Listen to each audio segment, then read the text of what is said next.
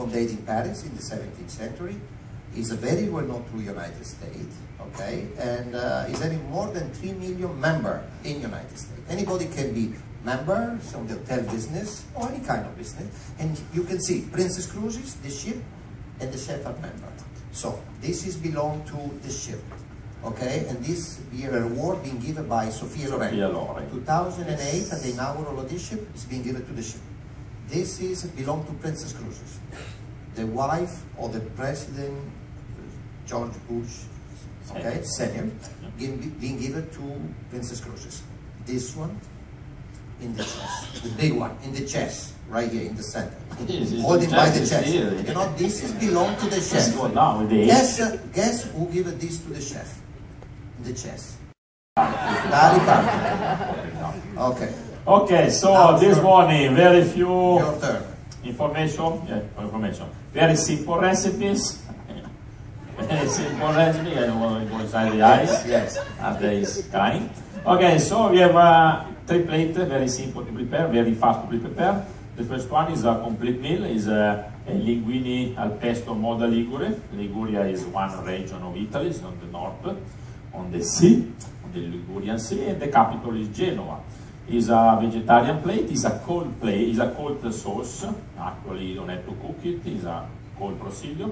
Is ingredient is basil leaves, we have some extra virgin olive oil, some garlic, pine nuts, parmesan cheese, potato, green beans, little bit of salt. Very, very simple to prepare. Nice blend. Original in Italy is done in this mortar, is marble. It takes forever because it takes approximately 40 minutes to prepare it. No, we have this one. We have the technology. Here on board we produce pesto for technology. Wide variety, yeah. big quantity, so we're using the blender. So we have our basil leaves. Basil leaves need to be washed in the last minutes in cold running water, cold water. And after that, you put on the top of the tablecloth, you dry out the exit of the water.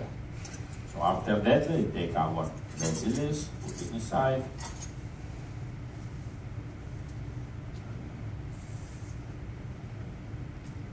Some extra virgin olive oil. Extra virgin olive oil. I'm pretty sure that you are familiar with an extra virgin olive oil. For those people that never heard and don't know what is an extra virgin olive oil, basically it's an oil that never been used. Correct?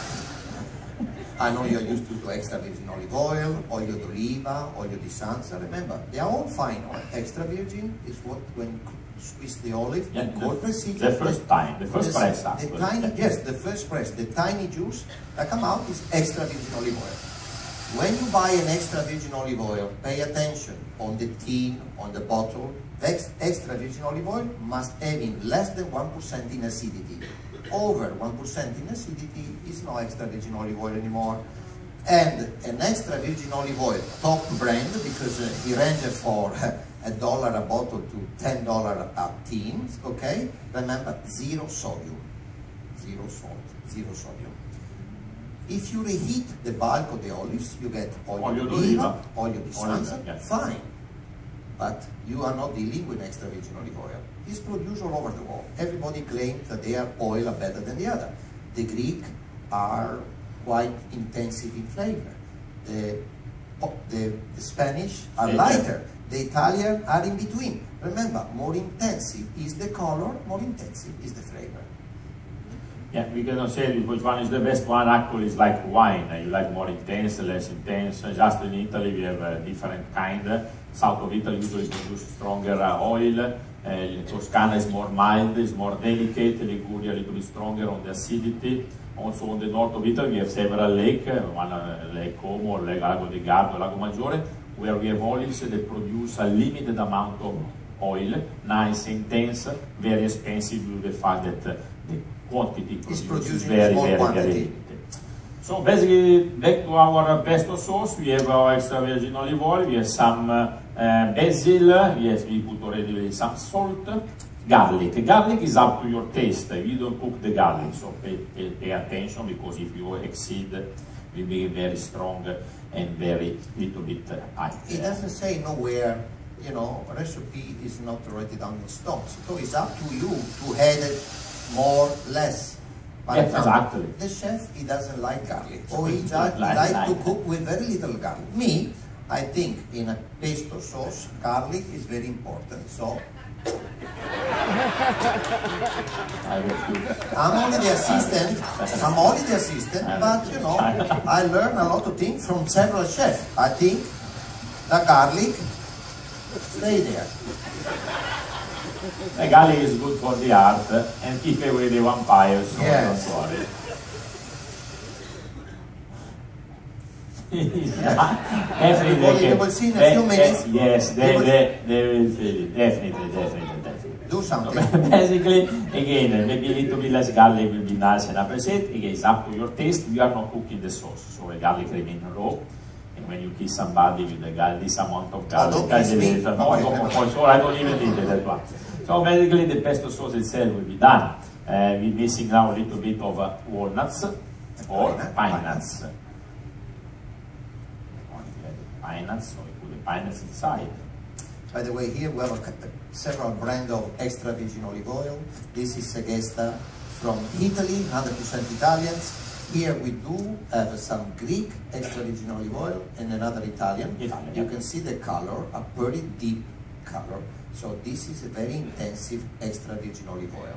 Okay, we use in several brands in several different locations. These are being used all in Sabatini. Okay, and this is what we use in our main garlic. Of course, we use also soybean oil because not everything is done with olive oil. Honestly, I don't suggest to buy expensive olive oil to fry the French fries. Yes. Honestly, it doesn't make any sense. But when you make a dressing or when you saute the fish, they take 2 minutes to cook it, or the shrimps on the top of the pasta, I would suggest a nice strong olive oil. I understand that you're using also motor oil somewhere? No, actually on the deck 3, but the chief engineer do not give to us, so it's okay. Regarding the pasta, this morning we are preparing the linguine. It's a kind of flat spaghetti with green beans and potato is required by basically it's a complete meal. Yeah, in Italy we have 2 kinds of pasta: dry pasta and eggs pasta. Dry pasta, drum flour, salt and water. Eggs pasta, you substitute the water with the eggs. Dry pasta, linguine, spaghetti, penne, macaroni are type of pasta. The eggs pasta is fettuccine, cappelle. Package, because if you take, I believe that the 3 most popular Italian brands of pasta is the Cecco, Yellow and Barilla. If you get the spaghetti of 3 different brands, sometimes there is 2 or 3 minutes difference of cooking time. So check the packet, you say 8 minutes, when it's 7 minutes, 6 minutes, 7 minutes, you take it out, you bite it, if it's a day, it's up to you again. You drain it, but anyway, always check it because there is a kind of pasta called orecchiette, very tiny, that will take the longer of anyone, the only one. 30 to 40 minutes. Yes, there is a kind of pasta, big one, called paccheri, that comes from Naples, called subiotti, big one, okay? They are done with particular dough flour. That will take minimum 20 to 20 minutes like at the bite. The one we make it style. And if you want a little bit softer, even an half an hour. Basically, I think our linguine is almost done. The best way you try to taste it. Yes, the one we put later. No. Yeah, the pieces one. Yeah, the best way to find out when the pasta is at the bite. You know, in several houses in the north, in the south, we keep the tradition. And if you see that the pasta gets stuck on the wall, it means that the pasta at the bite, and it's time to go from the pot to the pan. Let's see if it works here. Look, everywhere. Hey, it's stuck everywhere. Look. The pasta is at the bite. Clean up nicely, but making sure you clean. Okay, clean up nicely. By the way, we don't do it. This is the way we do in the kitchen. Maybe later on, toward the end of the cruise. If you do this way, you have to put 3 or 4 portions extra in the pot because it's empty now. Toward the end of the cruise, we're having a galley tour. Toward the end of the cruise, we have a galley tour, and when you go through the kitchen, you will see you get pasta a little bit everywhere. From last cruise, from the cruise before, and so forth and so on. It's not true. Look, there's pasta everywhere. Yeah, clean nicely because I'm getting in trouble this after time. Lee, our cruise director, yes, it's upset because there is pasta coming out from the so I just say. So basically, when it's ready, the pasta, we drain it. Do not wash the pasta. Okay, some people they cook the pasta a little bit earlier. They wash under running water. No, don't do this one. Why? Because you remove the starch. If you are preparing a little bit early the pasta, what you do, you drain it al dente. and you spread on a cold surface, a roasting pan, a table, a marble table, something that you put down, you mix a little bit, you put a little bit of oil on it in order to avoid to stick. But never wash the pasta because again, you lose the starch. So we drain the pasta. The pasta is away from the heat because, as I said before, the pesto sauce is a cold sauce, and we put the pesto on it. Before we finish the pesto, I put some parmesan cheese. The pesto sauce can be prepared and you can keep 1 week, 10 days inside the refrigerator, 1 month inside the freezer. The important is when you do it, you put in a ceramic container, stainless steel or a glass. You put a little bit of olive oil on the top in order to avoid to getting dark. I say that I put the parmesan cheese inside the blender. Why? Because we serve the pasta right away. If you want to keep the pesto inside the refrigerator, do not put the parmesan cheese. You put the parmesan cheese just when you toast the pasta. Why? Because the parmesan cheese tend after 5-6 days to get a little bit sour. Smell there? Of course. Absolutely. This is my recipe with Absolutely. extra garlic. Yes, I grow up also my hair is hair. now. No, So it doesn't work with your hair, but never mind. You should works try a little for bit yours, more. for sure. Yes. You have to try before, you have to Yes. start. Here we are. So away from the heat, because you warm up the pesto will become brown and a little bit bitter. Some part of Italy, when you order the pasta pesto, it's also short pasta with pesto sauce in Liguria. Sometimes you receive a plain pasta with a nice scoop of pesto on Sauce, it. yes. Yes. So now a little bit of decoration. Little bit of pine nuts, some Pine nuts. potatoes. This is a 100% vegetarian. So pasta, sauce, and vegetable. When we boil Oh, in I the pasta, smell that. okay, the linguine, we had the string beans and potatoes. Any kind of vegetables. Any kind of vegetable because it's a combination of food. Galleys, however, just in the market you find many times such small packet of parmesan cheese, they say Italian or Italian, whatever. Honestly, I don't suggest to buy the parmesan cheese grated for the simple reason that inside it's very difficult that you find the real parmesan. Sometimes you find the crust of the parmesan, you find other cheeses dry, you find the dry milk. And I believe this happens to almost everybody of us that when you have a nice plate of hot pasta, you put the parmesan cheese and it changes completely the flavor. So what I suggest is to buy a piece of Parmigiano from Italy or from Argentina or from... but anyway... No. What is? No, the Argentina, no. Nothing wrong with the Argentina, No, it's a but it's different not one. Parmesan cheese. I know, I don't say that this parmesan cheese, I say the cheese, the one coming from Uruguay, from Canada, but again, even that one, do not buy the grated one. Personally, is my opinion. So he liked the Parmesan cheese, grated, because somebody grated for him already. But never mind. Me, I prefer a whole piece of Parmesan cheese. By the way, nowadays, Parmesan cheese is produced all over the world. Okay, it's produced in Argentina, in Brazil, in Canada, in South America, everywhere. How you recognize the original one from the imitation? Because the imitation are fine cheese, but it's not Parmesan cheese. The original one comes in a big wheels, in a big version like this one, 100 pounds. On the outside part of the wheels, there's a fire marks like this one. Only the Italian produce in Italy, okay, that is produced 100 miles south of Venice, in between three cities, Parma, Reggio Emilia, they produce this kind of cheese called Parmigiano and Padano, okay? Done with skim milk, aged minimum 12 months. It cannot be released with less than 12 months period. It can be aged even 5 years. It runs from $1 a pound, okay, then $20 a pound. It depends the brand. There's another brand that produces in winter, very, very rare, called Vernengo, because it's produced in winter when the cow eat very little and produce very little quantity of milk. They're also doing this kind of Vernengo. Look, this is the... Parmesan cheese or the other cheese you can keep inside the refrigerator. You just warm it up. This is what I prefer, you know, a big piece. I know that the size matter, but look at the size that he brought up here today. Never mind.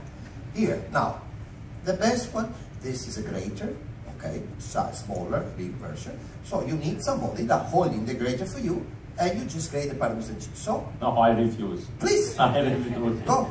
We cannot. This is a job I done by one. Do something. I do all the morning. I'm working. Yeah. You know something. Give it to me. Definitely next next cruise, I come with better assistant. You don't find it. Look how easy. You don't find it. Look. Yes, Parmesan cheese on the top, last minute. In Parmesan cheese, I was saying that you can keep inside the refrigerator. Parmesan cheese is considered a dry cheese, so it's don't overage, it don't spoil, like to be a brie or like to be a gorgonzola or something like that. You can keep it 1 week, 2 weeks, 3 weeks inside the refrigerator, and when it's time, you can grate it, or even can eat like this one, with small pieces of Parmesan chunk. It's famous for being grated on the pasta, but it can be break in a chunk and eat all through the day. Yeah. I would say minimum age 12 months. Use a fresh jalapeno. After that, we put some shrimps. This is the procedure for any seafood. Okay, yes. In this case, shrimps, but you can do scallops, lobster medallion, mixed seafood like the ciuppino. Basically, it's exactly the same preparation. And we intend to do searing the shrimps. You searing the shrimps, you searing the meat, you searing any kind of food. Basically, searing is a cooking terminology. You give them a crust in both sides of the scale of the shrimps, and you keep the shrimps with a little moist in the center. Okay? Okay, so we have strong heat. Strong heat now. We turn both sides of the eye and the shrimps. Very little, very quickly, very fast. Don't overcook the shrimps or the sea scallop or any seafood, because they will get chewy. So very important, strong. Medium heat, strong heat when you flame. Now we flame a little bit on brandy or cognac. Of course, they don't need to be very expensive items. Yes, what you say, yes, since he burn everything, you don't need any expensive cognac. Our is made in Korea. Only the best. Only the best, yes. So we flame out the alcohol. Let them the cognac evaporate. You can substitute the cognac with a glass of wine. However, wine? Yes, you have to make sure you let the wine evaporate fully, because otherwise it will keep a little bit. The alcohol, you flame it, the wines need to be evaporated. And you don't need less quantity, because otherwise they take longer time. So our items is done, you can switch nice and loose. Yeah. And now you put some tomato sauce. Of course, you can replace the tomato sauce with a nice fish velouté or cream. Fresh tomato sauce, correct? Yes. From the can. You know, the food that we manufacturing and delivering abroad all come from United States and Canada. It's the policy of the company to buy local vegetables and dairy products. However, in this particular run, we do not find quantity, quality, and sanitary conditions, so everything will be loaded and come from United States and Canada. Yesterday morning, we arrived in early, from 7:30 in the morning until midday, we loaded on board 280. A little bit less because of the shortage cruises. 160 tons of food. This is what happens every 3-4 days. It depends the cruise length. And also, I understand that yesterday we did receive 240 food containers of merchandise product from Europe, from Italy, from Germany, from Spain, and Switzerland. So cheeses, ham, kind of salumi, and several other items. Salumi. Now, we may use a Teflon mold, okay, for the rice, because we place the shrimps on the rice bed. You can substitute the rice with any plain pasta. Okay, this Teflon mold came in different shape. There is a round one, but it can come like a pyramid. Teflon are very famous for being unsticky. What happened? Oh, it does something today. Very good. This dish is very popular for being spicy. Okay, devil sauce, Fra Diavolo. I've been working with the executive chef for many years, but I've been working with several executive chefs from the south Italy, north of Italy, Switzerland, France, Germany, America, from all over the world. This is a typical, let's say, Sicilian, big spicy. Last contract, I was on board Crown Princess, and I worked with an old executive chef from Switzerland, from Sicily. He gave me a good tip, you know. He say, remember Nicola, extra chili pepper when the mother-in-law coming in the house. So, I try and it works perfect. It's not coming anymore. Disappears. It's not coming anymore. Try to do and you will see that it works. You can see that I really love his mother-in-law. And here you are, the plate is done, and you can see it's very fast, very simple to prepare. Now we have one pasta, we have one main course, and now we prepare a nice dessert. Nice dessert. This is the easiest dessert that anybody can do it. We're not cooking anything, even our executive chef knows how to do it, correct? Yes. Basically, it's the one, the dessert that is on the menu tonight, correct, Paolo? Yeah. And they like it the most. Really, they like everything. But in daily basis, this is our production and delivery. 130 cheesecake per day. Every cheesecake is in between 12 to 13 portions. So it's 1,600 portions of cheesecake per day. 600 love drink. You know the arch chocolate shape always available for dinner? That is a food consumption and delivery 600. We make our own ice cream. The number one dessert that goes the most is the tiramisu, followed the creme brulee, apple pie à la mode, and panna cotta. That's all. Now I say too much. He's getting a little upset. I'm working. But today, you know, today, oh my God. Oh my God, we forgot, you know. The hour back is tonight, the hour back. This is the alarm that we forgot in the oven, his favorite dish. His chicken ding. Hey, back to the serious item. Tiramisu is one of the most popular tonight. We have in the menu. I believe that we're going to serve fish sauce there. Don't feed it. Okay, we prepare tonight. This is served in a different way, but anyway, the ingredients are the same. And the most important ingredient for the tiramisu is the mascarpone. There is no low calories tiramisu. Mascarpone. Poi we have the espresso coffee, is another energetic item. We have egg yolks, we have sugar, we have whipped cream. So basically, all of them is nice and rich in calories. So we start with our mascarpone. We put some sugar inside. Mascarpone is a kind of cream cheese, a little more soft, a little bit more sweet. Here we are. Basically, this is 1 scoop of sugar, 1 egg yolks. And you get such beautiful mousse. Couple of tips here. Okay, when the eggs turning from yellow to pale, is the time to add the mascarpone cheese and the whipping cream. Another one, when you get such consistency, the mousse gets stuck on the spoon. And the third one, that is very important, with the outside part of the spoon, you touch the bottom, the bottom of the pot, okay? If you don't feel the sugar no more, it means that the sugar is melted. It's about time to add the mascarpone cheese.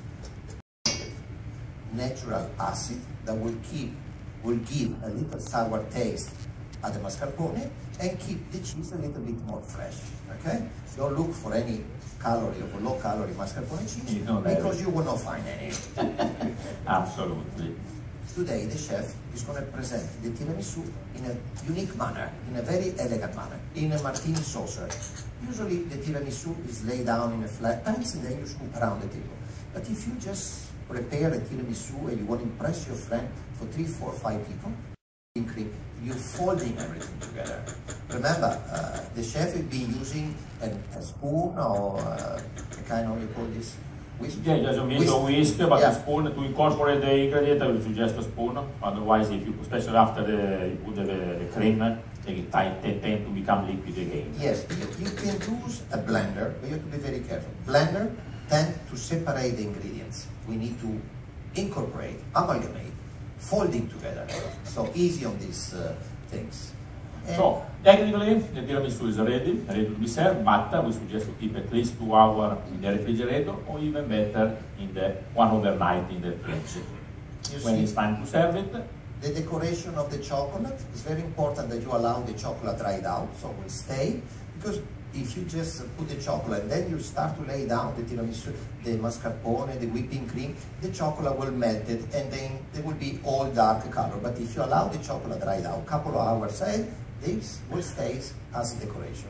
So like this, you will be impressed. You will show to your friend that you are professional It's a nice way yes. to prepare it. And again, when you remove from the refrigerator, you put a nice spot of bitter cocoa powder. Bitter cocoa powder. In contrast with the sugar and the extra sweetness, we need something bitter, okay? The cocoa powder need to be added when you take the tiramisu off from the freezer. Because if you just put the cocoa powder, you put everything inside the freezer, the cocoa powder will get in the condensation from the freezer, and you will cover up your tiramisu with a very dark coat, coat color. Okay? When you take him off, you add the cocoa powder. So here we are, and again, as Nicola said, it's a nice way to present it inside the martini glasses. Of course, tonight we prepare approximately 1,100 portions. In the occasion we prepare similar to this version. I believe that tonight is triangle. Yes. Anyway, it's up to you. You prepare in a square roasting pan or a square container, and after that you cut it. Beautiful. Let's say it's a 3-layer of a sponge cake soaked in the liquor and the coffee. And here there is. Basically, I believe that the tiramisu itself is complete. It's a complete dessert. It's a complete dessert.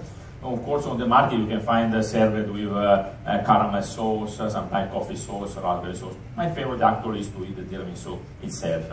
And of course, if you have some decoration that can be up. Let's recap. Egg yolks, mascarpone cheese, sugar, sponge cake, cocoa powder, a portion of tiramisu, 1,500 calories. But it's a kind of calorie, yes. It's too late. You already had it before, so it's too late. You cannot go back, you know.